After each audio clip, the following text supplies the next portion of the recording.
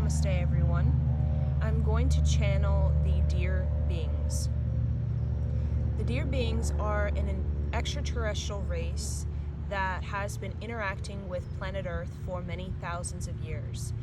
They are a part of the Galactic Confederation, and their subject of interest is environmental. They are students of the Earth soil. What I was shown is that they have been studying the Earth soil for many thousands of years.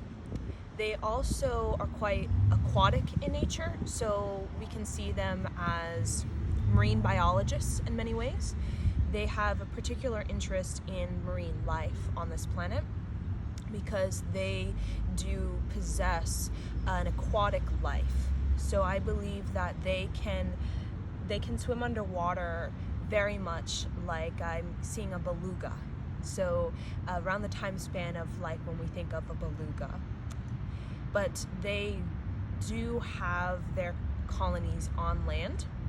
But they're also seen as, in the time of Atlantis, they were seen as the Atlanteans we refer to as this city underwater, this Atlantis, right? Usually associated with merman and merwomen.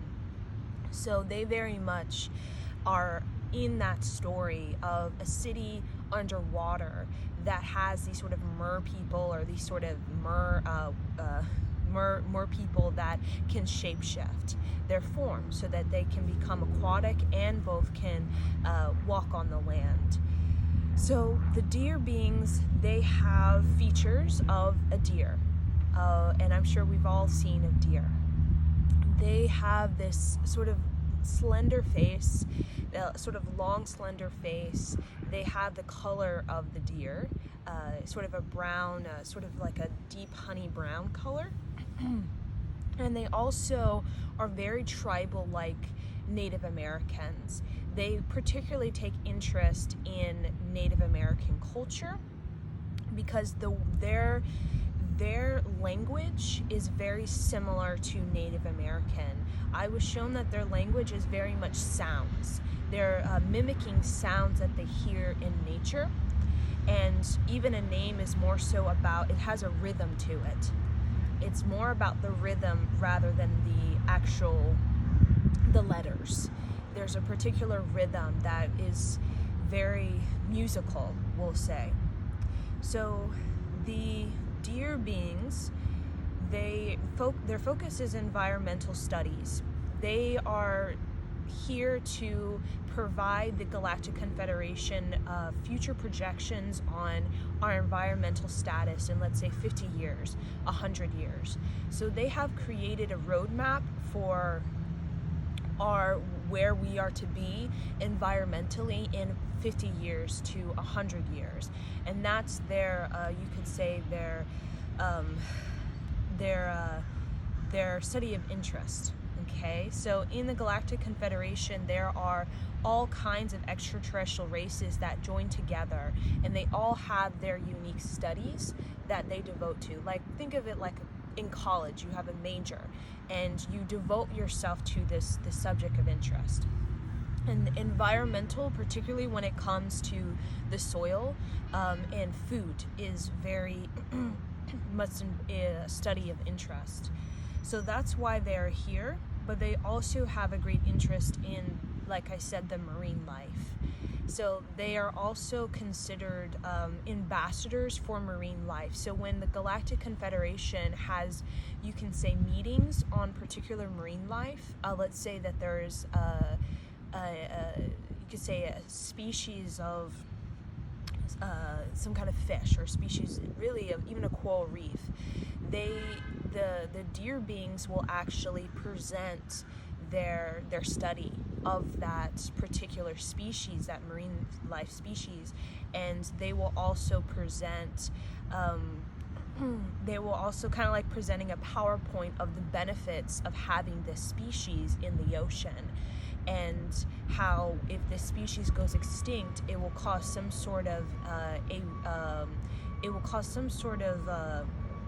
imbalance in the ecosystem. So they work a lot with the marine life ecosystem but they work a lot with our food when it comes to the future, and how our chemicals and how our pollution, electromagnetic pollution, smog, poor air quality, climate change is affecting the soil, and affecting the fertility of the land.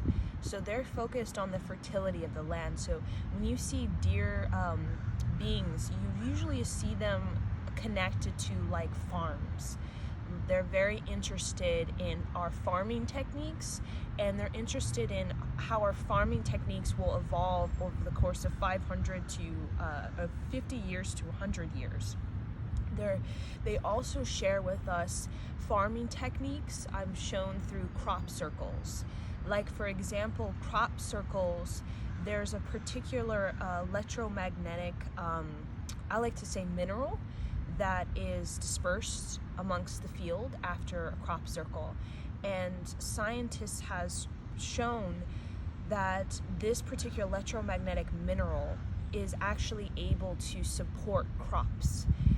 For example, the crops with the electromagnetic sort of mineral, I'll say, actually grew more. It was more abundant than without.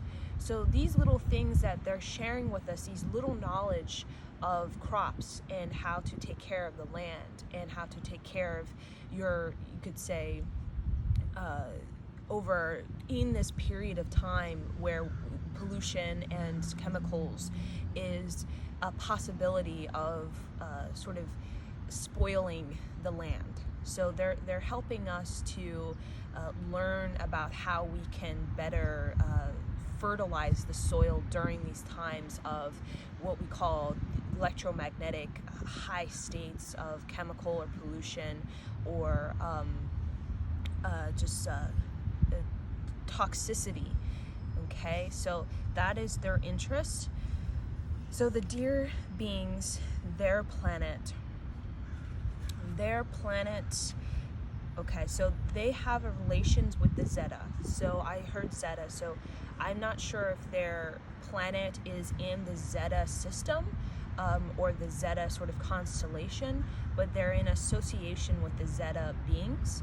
And the Zeta beings are also have a curiosity with environmental studies, but they're more so focused on hybridization programs regarding future humans who will need to possess a sort of genetic alteration to be able to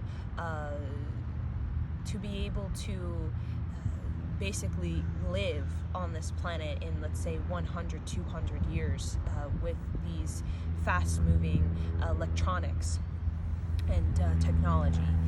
So there's an association with Zeta, but they're quite different from Zeta. These beings, the deer people, I call them, deer beings, they're very tribal.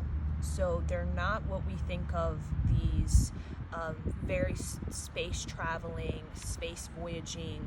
They're drawn to Earth because of our tribal essence, because of our indigenous essence. They're drawn to mostly like the Native American culture because of the similarities with theirs. Now, they do have a large population. I feel their population, I'm seeing it is a minimum of 14 billion. So it's definitely more than ours. 1422 it fluctuates as ours does as well. And they're masters of farming when it comes to food. And they're also masters of ecosystem when it comes to the ecosystem within the ocean, ecosystem on land. So they're masters of sort of balancing out the ecosystem. They're very peaceful. They're not warfaring. They do not choose war.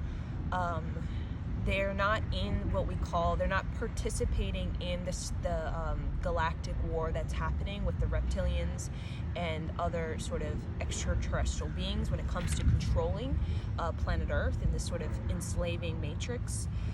They have no sort of participation, no footing in the galactic war. And they haven't been here as long as the Anunnaki or the Pleiadians.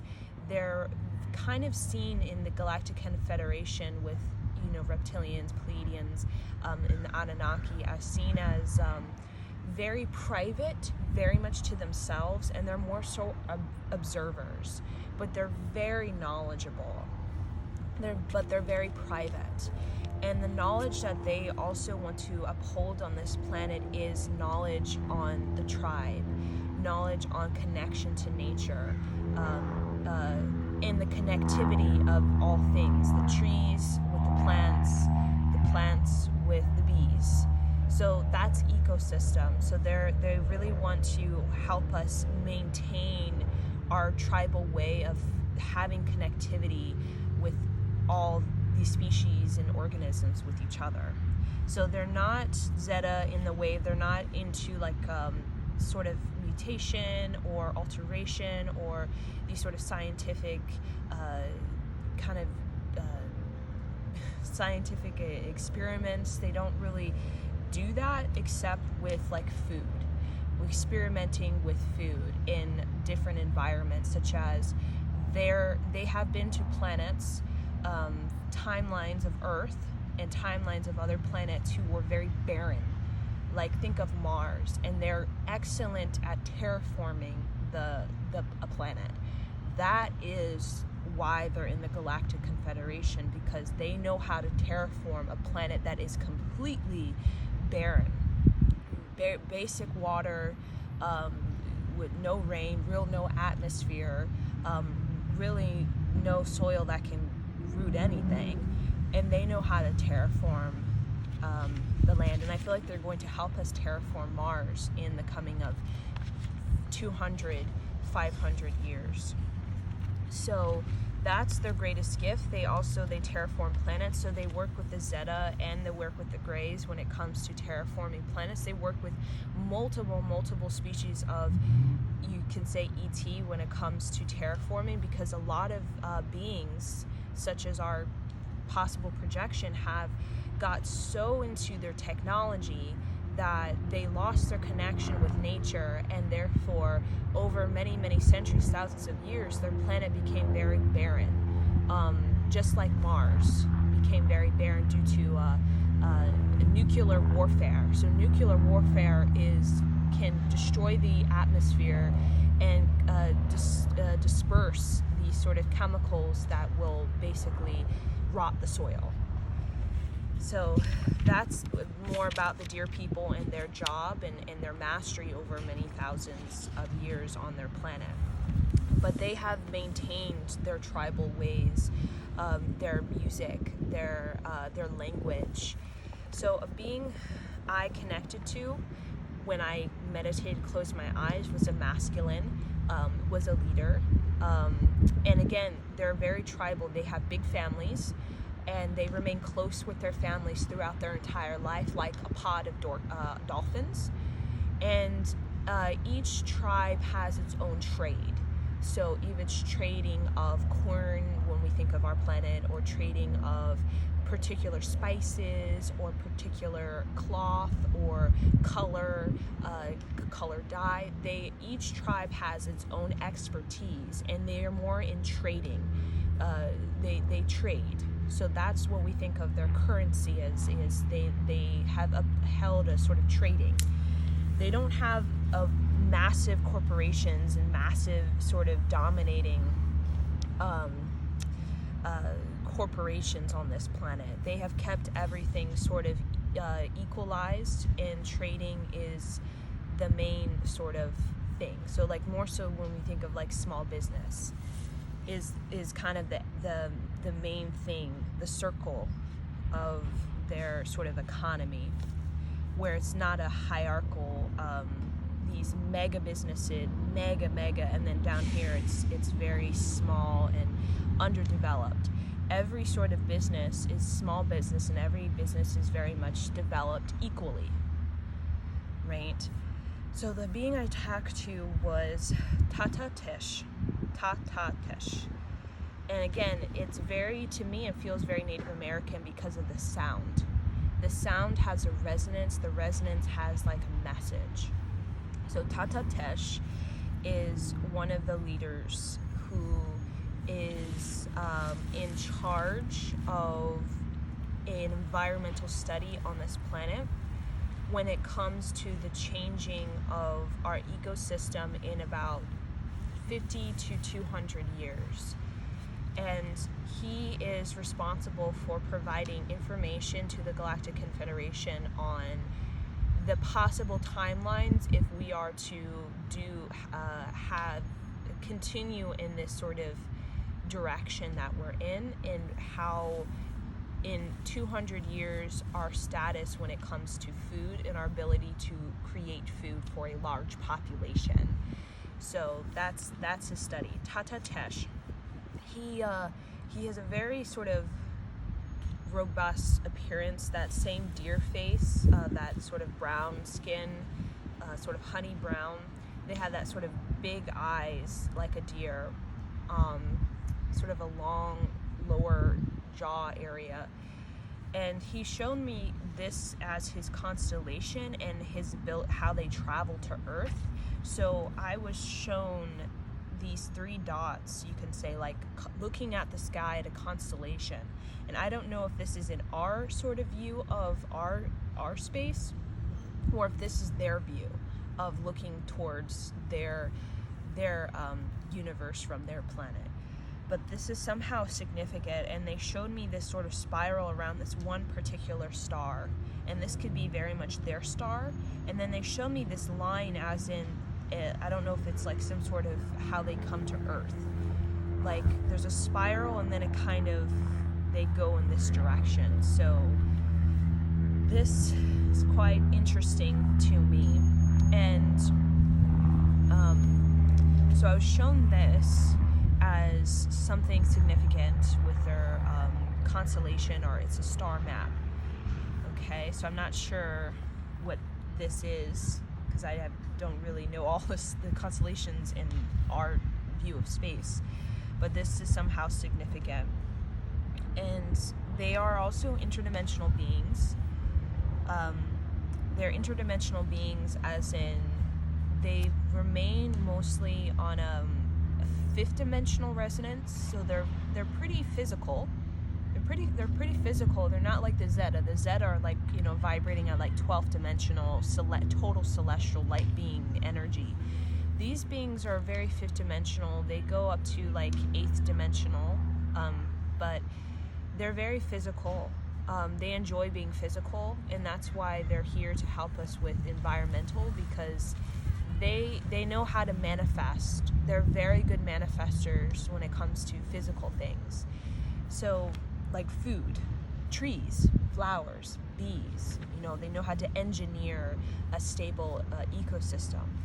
So the last thing the dear beings want to express to you all who have a curiosity for them and they're just who they are, is that they are here to help you if you would like to call upon them. They can help you to understand what it is to cultivate your dreams, right? So they can help you with, when we think of manifestation, they have green thumbs, so they know how things work. When it comes to a butterfly, when it comes to bees, when it comes to trees. And that same method applies for you and your seeding of light, your seeding of your dreams. So Tata Tesh also reminds you to remain connected to your tribal essence. Your tribal essence is basically your ability to be in understanding with your planet, to be in connection with what's around you, and to use the resources of your environment to help you, and to understand your environment and how to change and transform and balance out your environment. Because your manifestations is very much similar to an environment. In order to be fruitful, in order to be fertile, you have to take care of the environment that you're in. Okay, so this sort of farmer's green thumb can apply to your social environments, your environments at your home, your environments around yourself, and the people, the places, the things that you're bringing into your environment. So to be the most fertile, even with female fertility, with that kind of going in a decline, we'll say, especially in many future to come with continued pollution and toxicity, the best thing to fertilize yourself is to experience the land for its essence, to have a celebration with the land, and using your voice, like the chanting or the singing or the dancing, actually draws out the fullness of that organism, such as a tree or a bee. And these are all things that they teach in their kind of, you could say, school of farming, or school of agriculture, school of environmental and economic structure. So Tata Tash is the individual that I was channeling, and this is the information I had thus far that is important for everybody to know. And they are here in silent, they're very private, but yet you can call upon them, especially if you were Native American, especially if you have connection to an indigenous, deeply rooted sort of land creators type of lineage. They're definitely most likely around you, assisting you, but they will assist anybody who's open to learning the ways of nature, open to learning the ways of nature, like Taoism. And when we think of Taoism as the nature and the love for nature and the respect for nature, and that's basically their study, is the respect for nature and the celebration with nature and the tribe of nature, and the sort of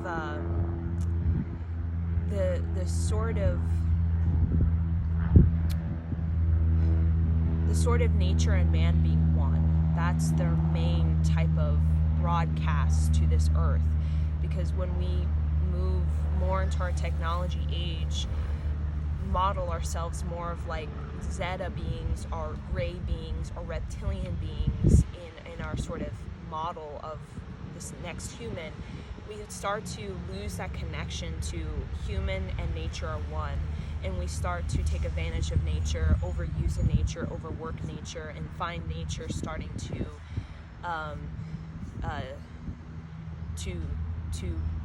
basically be used up. So they're here to balance out the scale. So as we become more this gray-like reptilian sort of Zeta-like future versions, sort of a artificial intelligence, robotic type of, all in our cities, these type of things, we can lose that connection spending 8 hours a day in a computer screen, right? It's very, very gray alien, very reptilian, very Zeta.